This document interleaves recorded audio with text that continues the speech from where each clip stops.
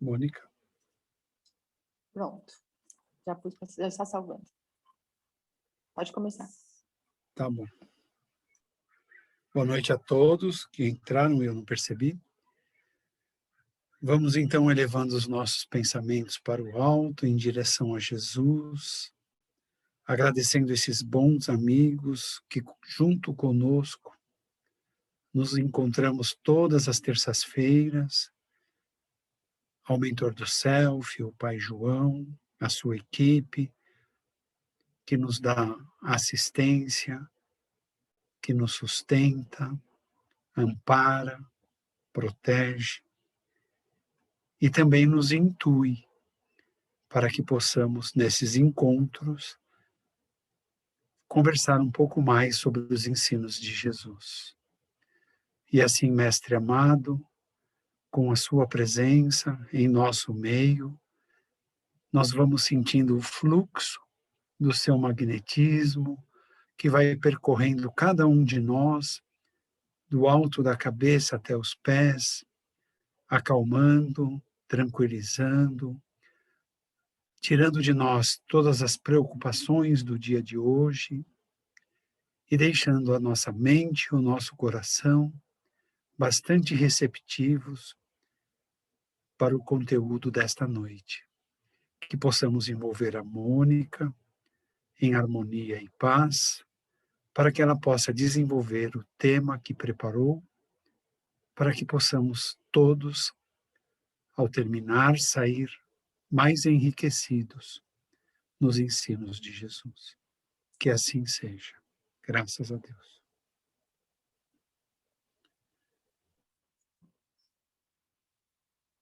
Boa noite a todos.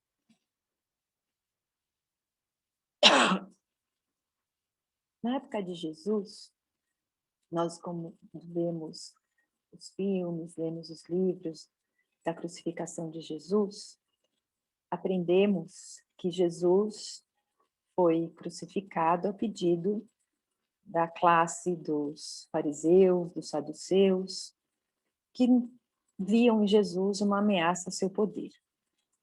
Então, na época de Jesus, o Sinédrio era aquela mais alta corte, era um tribunal, né, que cuidava da parte da justiça, dali baseado nas leis da Torá, né, na Torá, que na verdade, o que é a Torá? São as leis mosaicas, as leis de Moisés. São 5 livros escritos por Moisés, seguidos pelos hebreus. Então, essa lei, ela passava, né, por tradição escrita e pela tradição oral. Então, esses ensinamentos das leis dos hebreus, né, das leis de Moisés, da Torá, é passada de geração em geração, fortalecendo a união desse povo, fortalecendo a fé monoteísta, representando, então, os valores mais elevados daquele povo. Esse povo que foi sempre dominado, escravizado, então mantinha os seus estudos para que não se perdesse a sua tradição. Foi assim que os fariseus, foi assim que foi instituído, então, pelos saduceus, que foram feitas as sinagogas. Então, o que eram as sinagogas? As sinagogas eram as igrejas deles. Eles se reuniam ali para estudar, para passar essas leis, para que não se perdessem no meio deles quando foram levados ali pelos babilônicos. Então, isso foi sendo uma tradição que foi se institucionalizando. Depois disso, já antes disso, né, das sinagogas, esse povo todo hebreu, eles precisavam de ser orientados, conduzidos. Então, Moisés, quando libertou o povo hebreu do Egito, eles permaneceram por 40 anos no deserto para mudar a mentalidade daquele povo que já vinha, muitos deles já se deixando contagiar pelos cultos religiosos dos egípcios. Então, Moisés precisava mudar a cabeça desse povo. Então, mudando uma geração, conseguiria encaminhá-los para a terra prometida, que nem foi Moisés que fez isso, né? Bem, então aí o que Moisés fez? Ele precisou de ajuda.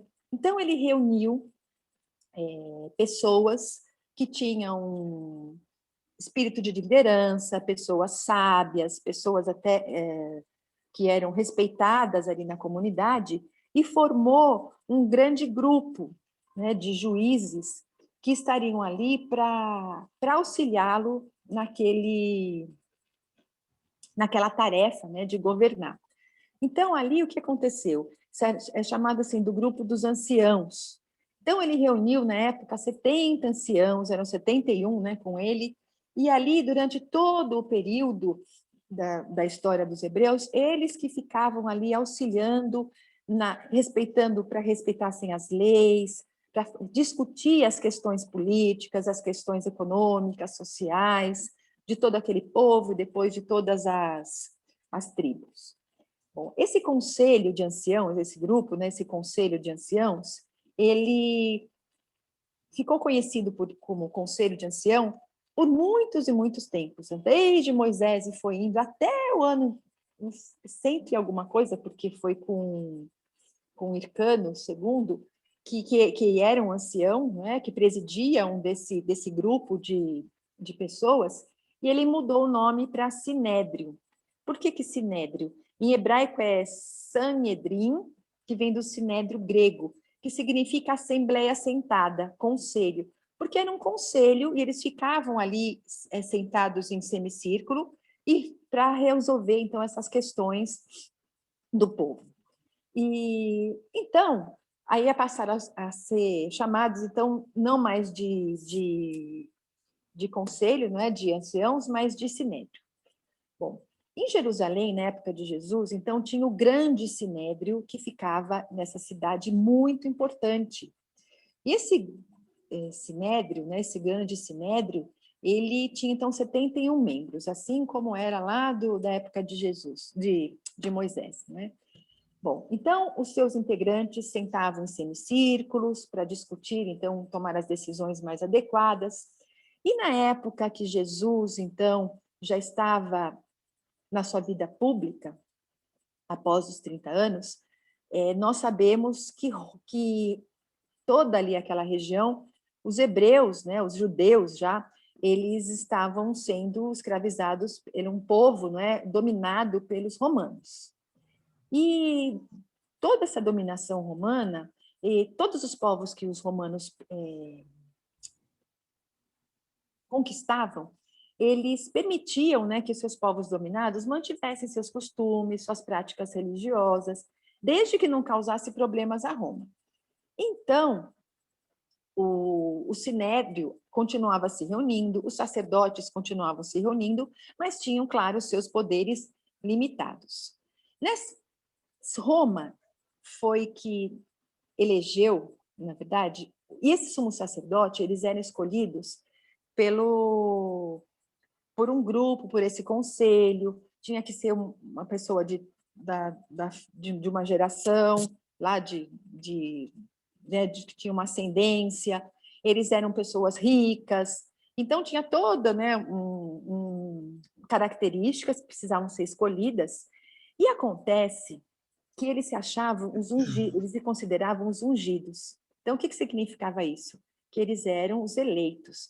Então, eram pessoas extremamente orgulhosas, arrogantes, se achavam acima do bem e do mal, que todas as atitudes deles eram justificadas, que só pensavam nos seus interesses pessoais, nas suas conquistas materiais, não se importavam com o povo. Ao povo, eles faziam com que as leis se cumprissem, mas não as leis realmente à base das leis mosaicas, mas tudo aquilo que significava a parte exterior. Não se preocupavam assim, era só tudo da boca para fora.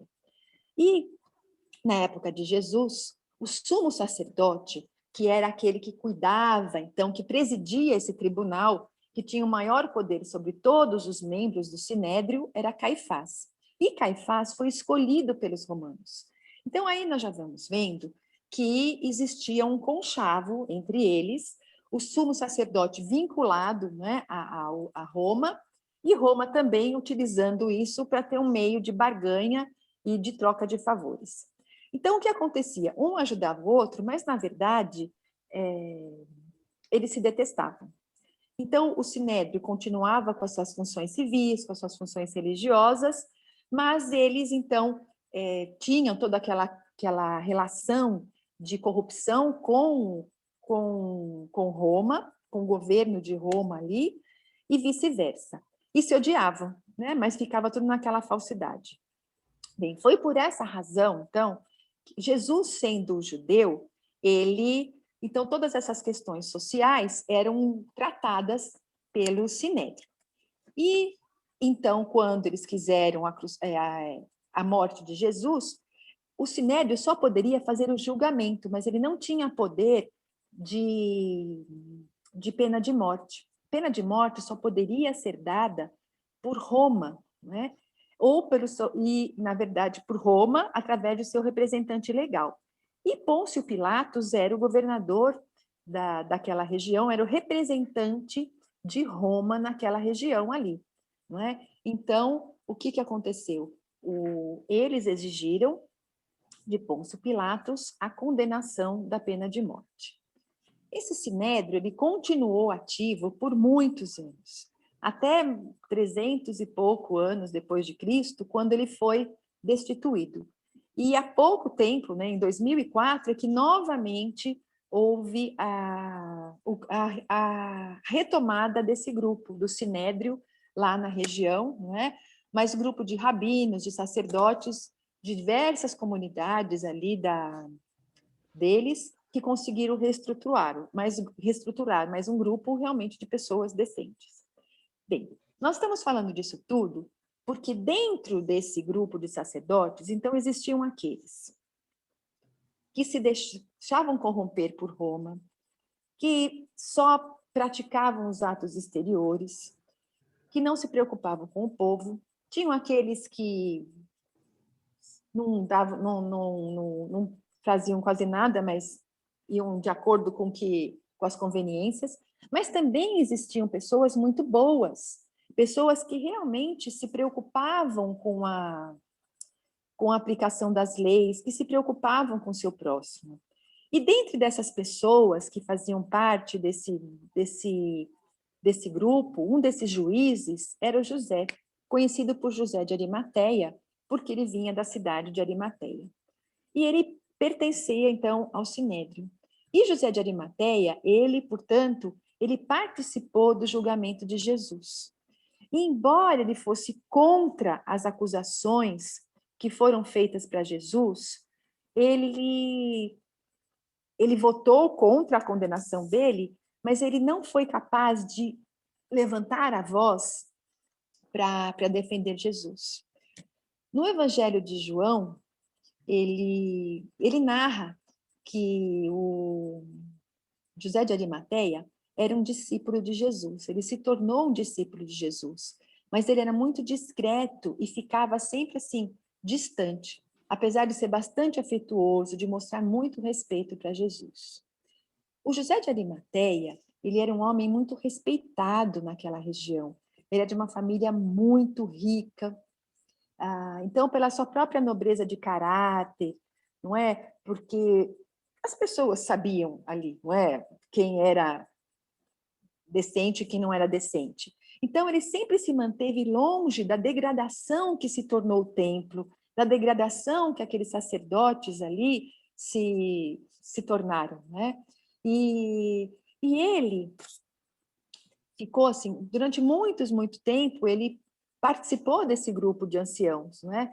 E ele também se incomodava com a transformação que o templo adquiriu.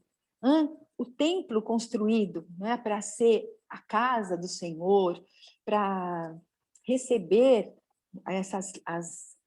a Arca da Aliança, que contém, não é, as escrituras de Moisés, acabou se transformando num comércio, não é? Num comércio muito rendoso, porque na entrada do templo, todos os comerciantes estavam ali e eram para vender as oferendas. Então, a pessoa, o que os judeus, o que os hebreus acreditavam?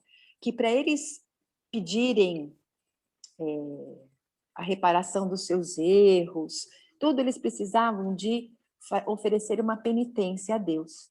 E essa penitência significava um sacrifício de um animal. Então, o que nós estávamos vendo naquela época?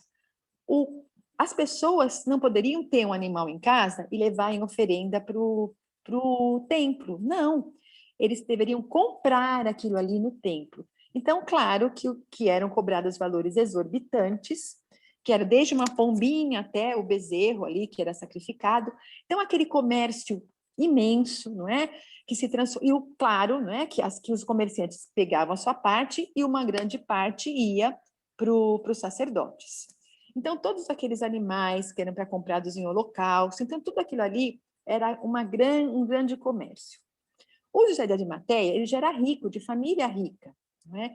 E queria passar, então, como os judeus passam a sua fortuna para o primogênito, ele também queria passar essa vocação, esse cargo, não é, para o seu filho.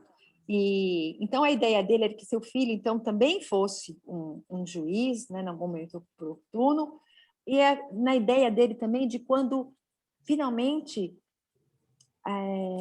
os hebreus conseguissem se libertar do Império Romano. Bom, ali em Jerusalém existia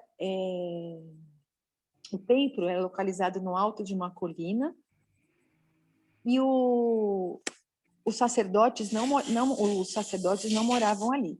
Eles moravam numa região assim longe não, num outro bairro, num bairro bastante assim nobre. E o José de Arimateia, ali nas cercanias do templo, né? Ele morava ali numa casa muito rica, uma mansão, né? Assim como todos eles. E ele assim amava Jesus. Por que ele amava Jesus? Tanto ele quanto Nicodemos, um fariseu, eles acreditavam na vinda do Messias. Porque o Messias era alguém esperado pelo povo judeu. Aquele povo castigado pela escravidão, vinha nas Escrituras que eles receberiam aquele que os libertaria. Mas por ser um povo extremamente orgulhoso, eles acreditavam que iriam libertá-los dessa prisão, da escravidão, mas também queriam que eles se tornassem, então, os opressores dos outros povos. Então, aqueles que tinham um pouquinho mais de conhecimento, que entendiam mais as Escrituras, percebiam que não era exatamente esse o papel do Messias. Bem, o Nicodemos, assim como o José de Arimateia, eles se interessavam muito pelo estudo das leis, observavam as leis, o estudo com muito escrúpulo, ou seja, com muito critério, né? E como todos aguardavam a vinda desse Messias que libertaria seu povo. Então, todas as escrituras que vinham séculos e séculos antes da vinda de Jesus, eles estudavam. Mas houve um momento em que as profecias terminaram. Então, quase 5 séculos sem novas profecias. Não é? E aquela esperança de vir um novo o Messias, parece que as pessoas não tinham mais notícias divinas sobre isso. E esse povo era um povo acostumado, não é? Essas comunicações espirituais. Então, todos os profetas, não é? Falando que conversavam com Deus. Mas não vinham dos profetas, mas de outros povos, de outros sábios, vinham notícias desencontradas. Pelos sábios, pelos astrólogos, que consultavam os sinais, os astros ali, e profetizavam também acontecimentos, procurando assim interpretá-los, e corria, né, de boca em boca, que o Messias já tinha nascido, e que o Messias estava entre eles. E muito também eles recebiam, porque quando Jesus nasceu, Herodes, né, o grande, o pai do Herodes Antipas, que era o rei na época que Jesus estava já pregando adulto, ele, então, pelos seus sábios, pela posição dos astros, então tudo indicava que o Messias estaria renascendo. E quando eles tiveram a visita dos chamados reis magos, né, daqueles sábios do Oriente, que vieram já inspirados pelo plano espiritual e também orientados pelos astros, Herodes, então, já tinha certeza de que o Messias teria nascido, mas ele também achando que seria um rei, o que ele fez? Ele organizou aquela matança horrorosa, não é? Dos meninos com menos de 2 anos de idade. E nós temos afirmações que o próprio filho dele foi morto. Porque assim, eles tinham ordens para matar todas as crianças. Olha que coisa horrível. Bem, então José de Arimateia, ele desejava ardentemente encontrar o Messias. E ao mesmo tempo que ele tinha essa dúvida, essa questão de que eles não tinha mais comunicações, e todas essas outras comunicações desses outros sábios. Mas, como já era muito tempo, ele já era uma pessoa de mais idade, que ele fazia parte do Sinédrio, quando Jesus, aos 12 anos de idade, estava ali na comemoração da Páscoa, no templo, e quando Maria, não é, está de volta para casa, indo para casa, procura, cadê Jesus? Jesus não estava ali naquele grupo, eles voltam e encontram Jesus ali, não é, nessa passagem conhecida, nas escadarias do templo, né, eles dizem, conversando com os doutores da lei, com todos esses sábios, com esses juízes. José de Arimateia estava ali entre eles e ficou impressionado de ver aquele garoto de 12 anos confundindo todos os doutores do Sinédrio, não é? E eles interrogavam aquele jovem e aquele jovem respondia com tanta propriedade, a sabedoria que aquele garoto revelava, confundindo os mais hábeis, aqueles que tinham a retórica, não é? Impressionou profundamente José de Arimateia. E ele ficava pensando, né, naquele diálogo, naquele encontro com aquele garoto, que foi algo tão significativo para ele, e desde aquele dia, ele não sabia explicar, mas ele amou aquele menino. Ele amou aquele garoto, e as informações que iam e vinham, ele estava se convencendo de que aquele garoto realmente era o Messias. O tempo passou, e quando Jesus iniciou a sua atividade, a sua vida pública, claro, não é que todos os milagres, os acontecimentos, aquilo foi provocando um burburinho tamanho, e que então o Sinédrio, preocupado com toda essa situação, ele enviava espiões para todos os lados. E esses espiões falavam sobre os prodígios realizados pelo Nazareno, pelo Rabi Galileu, não é? A quem o próprio Batista, que pregava, não é? Estava ali, e o próprio Batista, ele tinha dito para os seus seguidores que ele está questionado se ele era o Messias, ele disse que não, que ele estava ali só para preparar os caminhos daquele que viria, né, que teria vindo, e que ele não era digno nem de desamarrar as sandálias dele, né, e que ele precisaria diminuir para que Jesus crescesse. Então, José de Arimateia estava atento, porque ele sabia que em qualquer momento ele iria conhecê-lo. E aquela gravura, aquela figura daquele garoto, não saía da cabeça dele, até que finalmente, numa das visitas de Jesus a Jerusalém, José de Arimateia o conheceu. Ficou fascinado com a figura de Jesus. Aquela grandeza moral que aquele olhar irradiava, aquela sabedoria sem igual, as ocorrências que envolviam aquele homem, não é? As atitudes, as palavras, as curas, as revelações que Jesus dava, o comportamento incomum de Jesus, não é? Aceitando que as mulheres se sentassem à mesa, conversando no meio de todas aquelas pessoas que o próprio templo considerava assim, jogava de lado, não é? Então aquilo tudo dava certeza para ele de que ele estava diante do Messias. E ele bebia os seus ensinamentos, se sensibilizava com as suas palavras, ficava fascinado da maneira como ele conseguia atrair uma multidão e conduzir essa multidão com tanta habilidade. Ele não tinha dúvida, ele amava aquele homem. E ele o seguia e se tornou seu seguidor, como diz o relato de João, mas secretamente, porque ele tinha medo dos judeus. Ele fazia parte de uma classe ali tão preconceituosa, uma classe que estava tão incomodada com Jesus. Então ele tinha uma posição, e ele não era o único, não é? Assim como Nicodemos, muitos outros líderes dos judeus acompanhavam secretamente Jesus, acreditavam nele, mas por causa dos fariseus, que eram tão rigorosos com a lei, que atacavam Jesus, dizendo que Jesus não estava cumprindo, que ele estava, na verdade, indo contra, não é, as leis mosaicas, eles não tinham coragem de confessar sua fé, porque eles tinham medo de ser expulsos das sinagogas ou de serem expulsos ali daquele conselho de juízes. Então, como diz no Evangelho de João, eles preferiam a aprovação dos homens à aprovação de Deus. E nós vimos alguns poucos que conseguiram ter essa aprovação, se render à aprovação de Deus, que é o caso de Jairo, que cuidava de uma sinagoga, era um rabino que cuidava de uma sinagoga, e pediu para que Jesus curasse sua filha.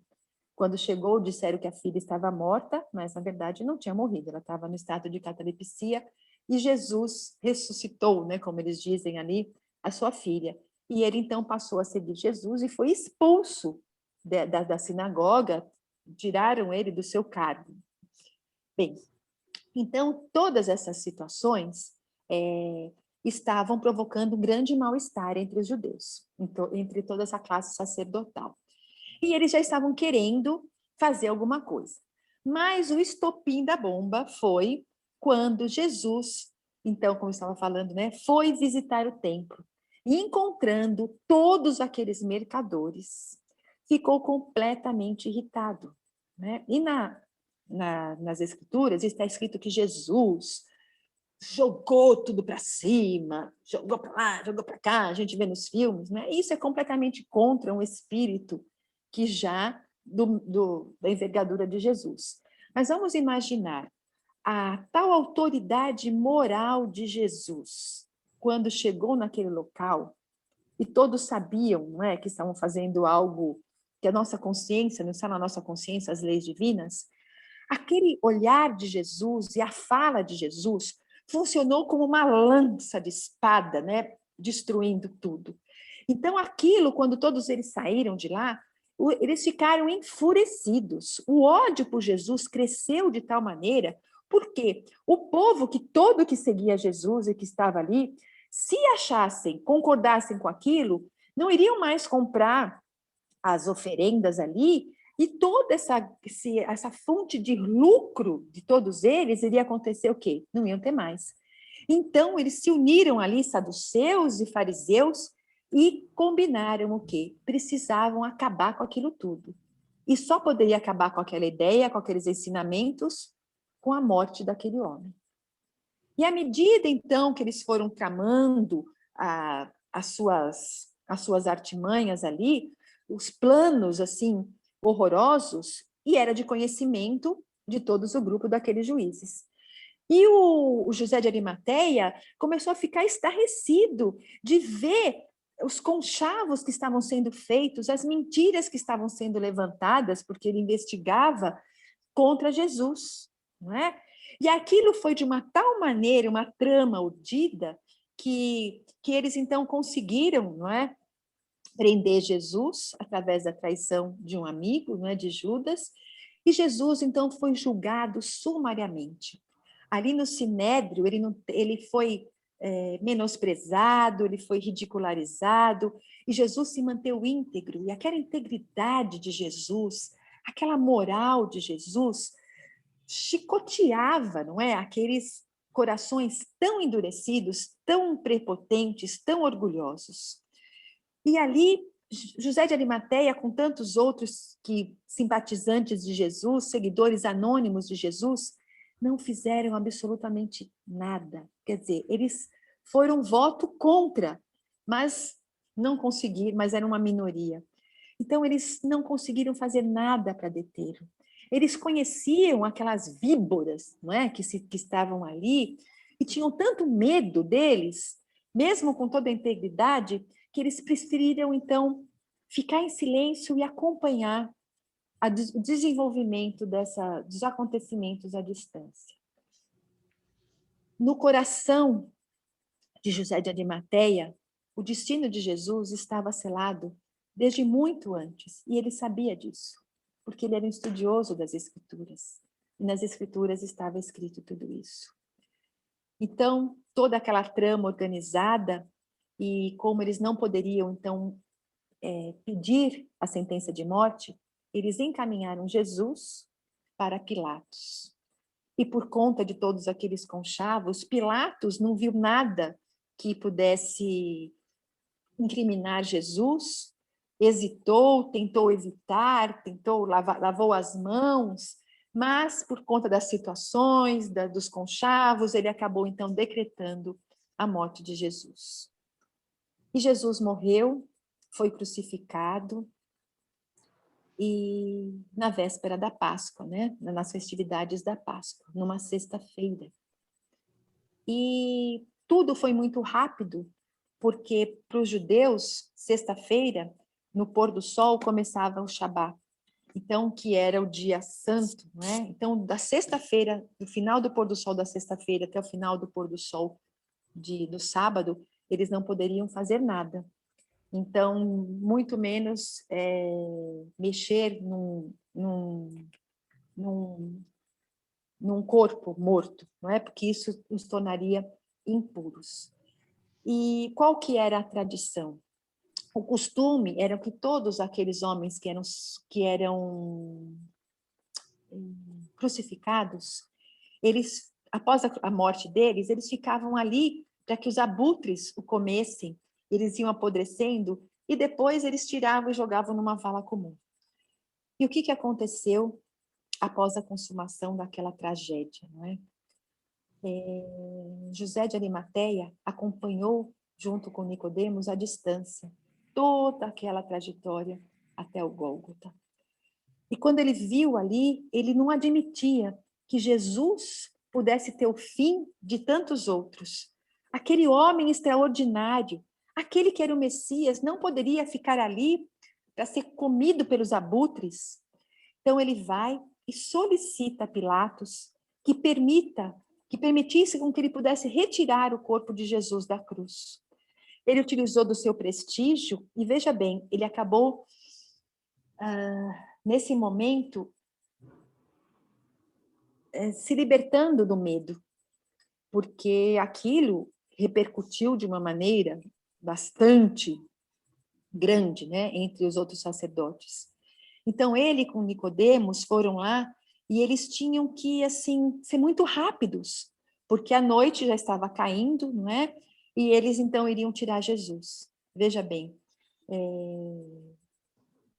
Nicodemos, ele na noite anterior tinha conversado, dias anteriores tinha conversado com Jesus sobre o nascer de novo, né, que está lá na Bíblia. E eles levaram, então, uma grande quantidade, que era muito caro, de mirra, de aloés, não é? Levaram linho, que era um tecido muito caro, e para limpar o corpo de Jesus, porque para os judeus, o momento do sepultamento é sagrado, então eles têm que ser limpos com essas ervas aromáticas, com esses óleos, com azeite, não é? Para que o sepulcro seja preparado, então enrolar nesse linho, para que ele pudesse então ter um bom lugar no céu. Então ele, José e Nicodemos, prepararam com muito amor e levaram Jesus no local próximo ali do Gólgota, para que no Evangelho também de João diz que era um sepulcro novo. Então, mais um detalhe, não é? O sepulcro novos, então era costume ali dos judeus mais nobres que eles não iam ser colocados num sepulcro, não é? Que era uma caverna ali que eles colocavam ali entre as rochas, usada. Então as famílias mais pobres eles iam tudo para o mesmo lugar. O sepulcro, ou seja, onde ninguém tinha sido posto ainda, era um privilégio. E E José de Arimateia cedeu esse privilégio dele para colocar Jesus ali. E o interessante, não é? Enquanto todos os discípulos de Jesus, enquanto todos os seus amigos fugiram, não acompanharam, com exceção de João, não é? Todo o sepultamento de Jesus, eles correram os riscos, aceitaram os desafios e mesmo sendo uma sexta-feira, não é? No início do Shabá, eles tiraram o corpo de Jesus e depois usaram aqueles alóis neles também, para que eles não fossem considerados impuros. E interessante, não é, que João, no capítulo 19, ele também diz, não é, que o José de Arimateia, então, deu uma grande honraria da tradição, oferecendo esse sepulcro novo. E que isso já estava lá em Isaías, no capítulo 53, porque em Isaías ele dizia assim, né, que ele, né, o Messias, ele estaria com o rico na sua morte. Então foi esse rico que ofereceu um sepulcro novo, no qual ninguém ainda tinha usado, para Jesus. Então foi essas circunstâncias todas, né, cumpriu então o que foi escrito antes de Jesus, anunciando o Messias, que Jesus viria, queria ser enviado ao holocausto e que a sua morte se acabaria então no sepulcro não diz assim, mas se acabaria com um rico. Bem, José de Arimateia, ele não teve o privilégio de conviver diariamente com os discípulos, com Jesus. Ele teve pouco contato, desde quando Jesus estava ali em Jerusalém, ele procurava ouvi-lo. E os seus discípulos, sim. Enquanto todos os seus discípulos que amavam Jesus, que estavam ali no dia a dia, não estiveram com ele, ficaram com medo. Tanto que Pedro, o que aconteceu? Negou Jesus, não é? Por 3 vezes. José de Arimateia, ele então tinha uma dor muito grande, porque ele não lutou para que ele fosse poupado, mas ele lutou para defender a memória de Jesus, né? Dando para ele a maior honraria que Jesus poderia ter no momento, então, de um sepultamento para os judeus. Então, por que nós estamos falando de tudo isso? Amélia Rodrigues, contando essa história, ela nos chama a atenção que ainda hoje no mundo existem, não é, muitos José de Arimateia, que preferem Jesus morto, que preferem homenagear Jesus morto ao seguir Jesus vivo e triunfante. Então, hoje, nós somos os novos discípulos de Jesus. Nós estamos vivendo essa era do testemunho de Jesus. Não temos mais tempo de sermos os seguidores de Jesus, que no momento do testemunho nós vamos ficar com medo e vamos fugir. E também não podemos ser aqueles que vamos olhar as coisas acontecerem e deixar tudo acontecerem de braços cruzados e depois falar: é verdade, né? Podia ter feito isso, podia ter feito aquilo. Então não temos mais esse tempo. Nós temos que ser quem? Os discípulos de Jesus e José de Arimateia. Como? Amar Jesus. Fazer aquilo que Jesus espera de nós. Jesus amava todos eles, assim como nos ama. Jesus nos convida à renovação. Jesus nos convida a sair só do olhar, mas ter essa coragem, sim, de vencer o mundo. A coragem de arregaçar as mangas e dizer: eu acredito em Jesus, mas não só falar eu acredito em Jesus, é vivenciar Jesus. Jesus precisa de cada um de nós. Nós precisamos de Jesus mais do que nunca.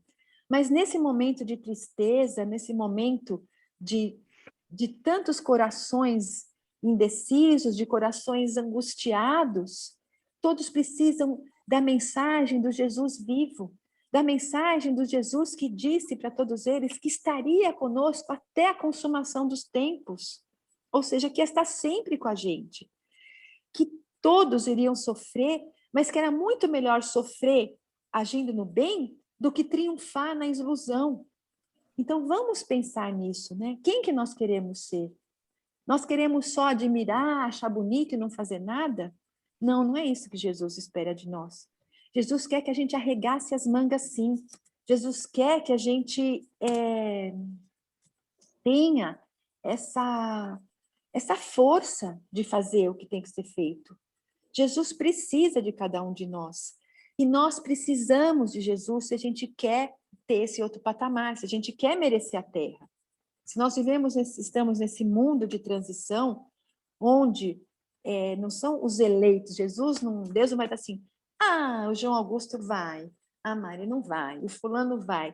Não, nós seremos os eleitos assim, nós nos elegeremos.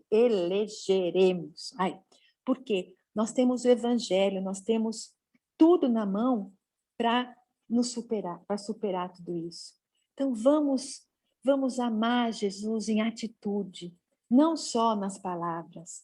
Antes que seja tarde, Nicodemos, depois disso, ele trabalhou, dizem até que ele saiu, não é comprovado, mas que ele escreveu um evangelho apócrifo, assim também como Nicodemos e José de Arimateia, né? Mas, então, não é só ficar então depois escrevendo, falando e chorando. Vamos o quê? Vamos arregaçar as mangas, para que quando a gente retornar para o plano espiritual, a gente olhar para trás e falar, valeu a pena. Como que eu saí dessa existência? Muito melhor do que quando eu entrei. Porque se eu já fui capaz de também renegar Jesus, se eu fui capaz também de estar presente naquela época e não ligar para Jesus, se eu fui curado e voltei a errar, então, porque não tive esse ensinamento dentro do meu coração, nós já por todo esse tempo, nós já nos arrependemos, assim como todos esses outros, e queremos fazer o nosso melhor. E temos a faca e o queijo na mão, não é? Ou seja, nós temos o evangelho na mão. Temos que divulgar os ensinamentos, temos que fazer o bem, fazer a caridade que Jesus pregou, fora da caridade não há salvação. Então, a salvação não está nos rótulos, a salvação está nas atitudes. E fazer tudo com muito amor, na certeza de que mesmo que o sofrimento vier, nós estamos com Jesus. Porque aqueles que não querem o bem vão massacrar os outros, mas nós vamos sair vitoriosos, porque os arranhões vão nos deixar mais fortes. Então, vamos perseverar no aprendizado do Evangelho, vamos estar firmes, confiantes, não é? Olhando o exemplo dessas pessoas e vendo o que a gente pode seguir, o que não pode seguir, o que convém e o que não convém mais para cada um de nós.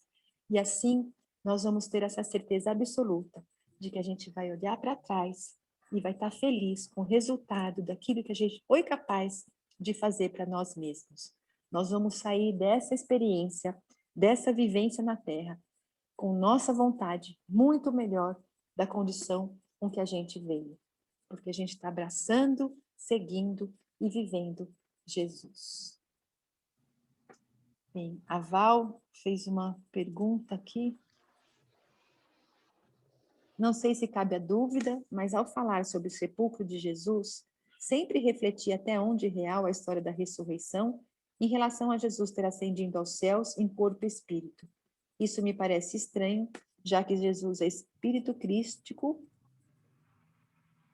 porque já naquela época a matéria era mais pesada que hoje, penso eu. Bom, não é um momento, isso são situações que a gente trata, né, no curso de aprendizes do Evangelho, mas vamos assim. Eu resumo, Mônica. Então, oi? Eu resumo, respira um pouco. Eu ia falar bastante, mas resumo. Só para resumir, evidentemente que um corpo não sobe. Gente, querem provar? Tomem um avião, quando ele estiver lá com 30 mil pés de altura, né? Saiam do avião, vê o que acontece com o corpo. Vocês vão desencarnar. Por quê? Há uma temperatura externa de menos 40, menos 50 graus, há uma pressão atmosférica diferente, o ar rarefeito e vai morrer. Então, não tem que ter essa imaginação de que Jesus ascendeu no corpo físico. Não, foi uma simbologia que ele mostrou que estava ascendendo ao Pai em espírito. Tanto era espírito que ele atravessa as paredes da sala de reunião dos apóstolos e se apresenta aos apóstolos. Então, era em espírito, sim. Se você quiser saber como funciona, nós podemos pedir para uns 4 espíritos, às 3 horas da manhã, passar no teu quarto e te mostrar, olha, assim que funciona. Porque, gente, não tem segredo, o corpo jamais poderia ter subido. Agora, o que fizeram do corpo, nem os espíritos nos revelaram, mas que era corpo, porque os cravos sangraram, a coroa de espinhos sangrou, as chibatadas também sangraram. Impossível, a ciência, e Kardec disse que a fé precisa estar de acordo com a ciência. Impossível um corpo humano ascender a uma determinada altura. Ele explode pelo ar rarefeito, pela diferença de pressão atmosférica. Então, não tenha essa dúvida, não. E as escrituras, né, os evangelhos, dizem que José de Arimateia cedeu o sepulcro onde ficou Jesus. Duas coisas... Não, essas coisas não se discute, Val. Essas coisas, ou a pessoa acredita com base em um monte de outras informações, ou não dá para conversar. Duas coisas que são importantes de falar. Uma delas, eu não sei se foi Jacques Conton, se foi o Flávio, se foi a Dona Maria Aparecida, ou se veio de Edgar Armand, eu não sei, mas foi na Aliança. Foi dito assim: o falar de Jesus era tão firme, tão seguro, que no templo, com aquele silêncio, ele soava no ar como o estalar de chicote. Então, na tradução, ficou: Jesus bateu com chicote.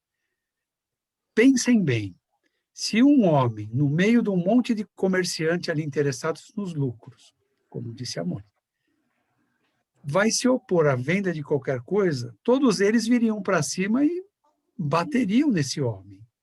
E outra coisa, Jesus suportou coisas muito mais sérias do que esse debate no templo. Então, eu confio nessa tradução que me passaram na Aliança, só não lembro quem me passou. Eu acho que foi o Flávio que deu essa aula, Flávio Bocassi. Eu acho, mas acho que também veio de Edgar Armand para ele, É. porque Edgar Armand, ele pesquisou muito ali nas É que foi a doutrinas aula que a gente teve, né? Então, eles foram passando, deve ter vindo dele. e disse claramente: as palavras de Jesus soavam naquele templo como o estalar de um chicote.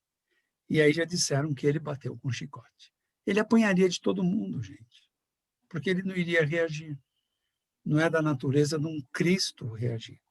A segunda coisa que não podemos mais ter dúvida é essa questão de reencarnação e de ressurreição. O que é reencarnação? São os espíritos necessitados que precisam voltar à carne, viver suas experiências e progredir.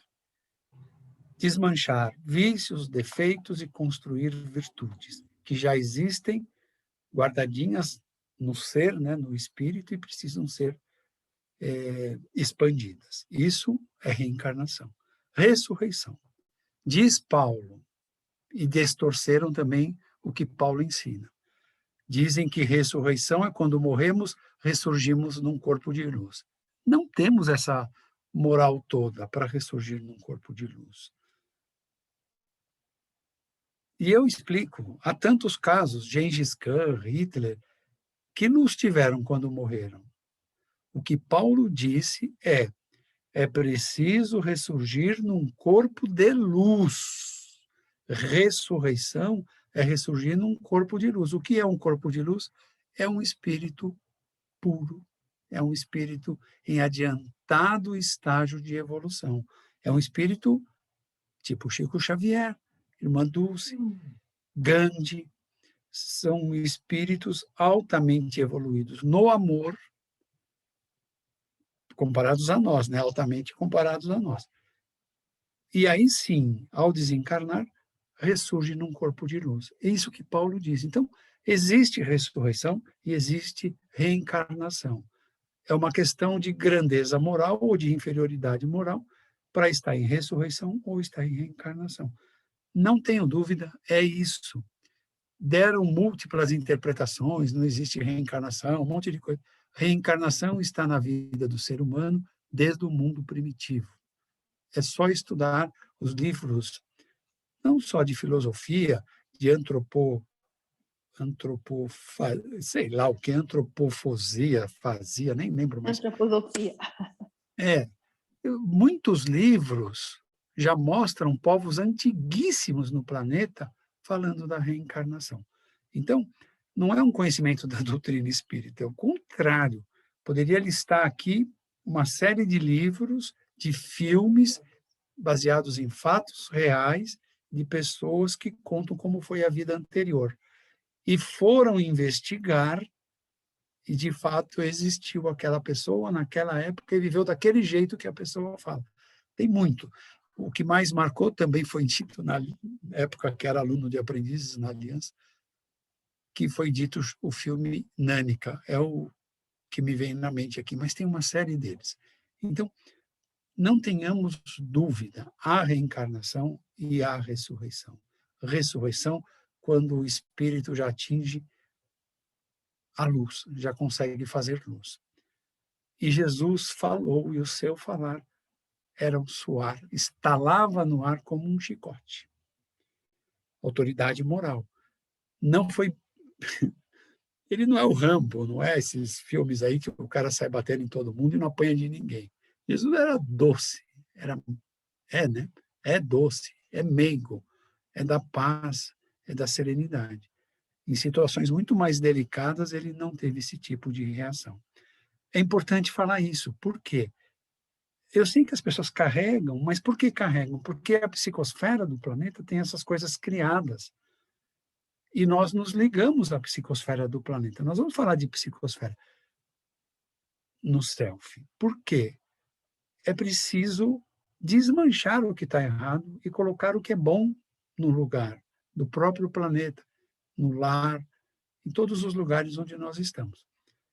Por quê? O que é psicosfera? É a sua vontade, é o seu querer, criando no espaço, né, no plano espiritual, e esse tamanho vai chegando a uma proporção tão grande que somatiza na matéria. E aí acontece Covid-19, aí acontece outras situações que estão atormentando as pessoas por criação de nós mesmos. Então, nós vamos ter um dia, já está pronto o trabalho, já estamos, a data foi dada aí, em breve vocês vão saber. Só não sei se na data que ela falou ou na outra data, que tem duas datas. Eu prefiro na data da casa para que todos acessem, porque é um material muito bom. Só para a escola vai deixar de fora um grupo grande que também precisa ter acesso a isso para ajudar a mudar nesses anos que faltam, aí 40 anos, pouco mais, pouco menos, para terminar provas e expiações. Eu saí um pouco do assunto, mas é importante para o aprendizado, para não criarmos mais fantasias, né? Jesus foi crucificado, era corpo mesmo de homem, sangrou pela coroa de espinhos, pelos cravos, pelas chibatadas, suportou, e nós, outros humanos, não sei até que parte aguentaríamos. Foi despido, quer dizer, ele teve humilhação física, moral, mental, e suportou tudo porque é um grande espírito que não se abala com essas coisas. Nós, não sei até que parte a gente suportaria numa situação semelhante. Isso é uma reflexão para cada um. Acho que a Val compreendeu, então vamos partir para o encerramento. Vamos agradecendo a Jesus por tantas lições, tantos ensinamentos. Vamos agradecer a Mônica pela dedicação de preparar um tema para muita reflexão. José de Arimateia, um homem confiava em Jesus, acreditava em Jesus, um homem bom, mas que não conseguia assumir perante os outros a sua devoção e o seu amor por Jesus. Que nós possamos, através das nossas palavras, dos nossos pensamentos, das nossas atitudes, exemplificarmos a confiança, o amor que temos em Jesus, neste momento onde luz e trevas estão se espalhando e atraindo aqueles que podem ser atraídos para a luz ou para as trevas. Então, Jesus, obrigado por essa lição, obrigado a Mônica por trazer essa lição, obrigado a todos nós que estamos aqui. Vamos fazer uma única vibração hoje para o nosso planeta Terra, banhando com uma luz de paz, uma luz branca que envolve por inteiro e atinge todos os cantos desse planeta. Vibramos também um azul clarinho de harmonia, para que a harmonia reine entre todos nós e que todos os governantes, não importa a forma de governo, mas que todos os governantes em todos os pedacinhos desse planeta possam receber através dessa nossa vibração um despertar fraterno para que suas decisões, para que suas políticas sejam todas amparadas na lei de amor, para que empresas, pessoas, todos prosperem em clima de harmonia e de serenidade, que possamos contribuir uns com os outros dentro dessa vibração. E assim, Jesus, te agradecemos por mais esta oportunidade, esperamos ser dignos e merecedores de outras como esta, e que possamos nos dispersar com a tua paz, com o teu amor, e com a paz e o amor que vem de ti, Senhor, possamos irradiar em nossos lares, em locais de trabalhos, e que possamos permanecer assim até uma próxima oportunidade. Que assim seja. Graças a Deus.